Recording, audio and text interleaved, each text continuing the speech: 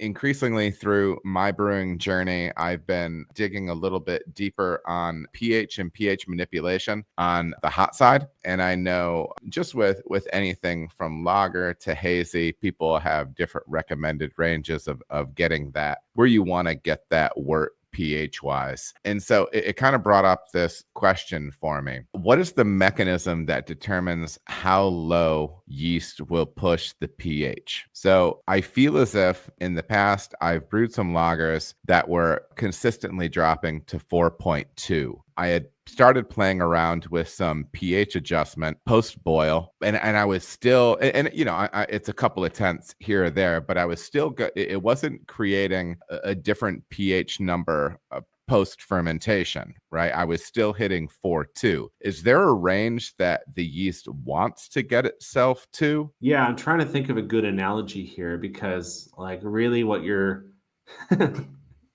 what you're what you're running into is really you're seeing the impact of this being a logarithmic scale. So Okay. a pH, your starting pH in a wort, whether it's 4.9 or 5.4, the difference between 4.9 and 5.4 compared to 4.9 and 4.2 is basically exponential, right? So your starting pH won't really it will have some impact over your final pH, but there's so many other factors like the yeast strain, the temperature, the nutrition, etc., that will have a bigger impact, because again, a 1 pH drop is a tenfold increase in acidity. Sure. So Sure. you know, your starting pH might not end up having a very huge impact on your final pH. That's interesting, because to me, in my mind, so you get, not that you might already be able to tell, Richard, but I might not be the most scientific guy on the face of the earth. But I was actually just thinking about those as just straight up units, but that's not really the case at all. Like you said, there's actually, those numbers are far more impactful the more they slide, right? It's not just a 1 for 1. That's interesting. Yeah.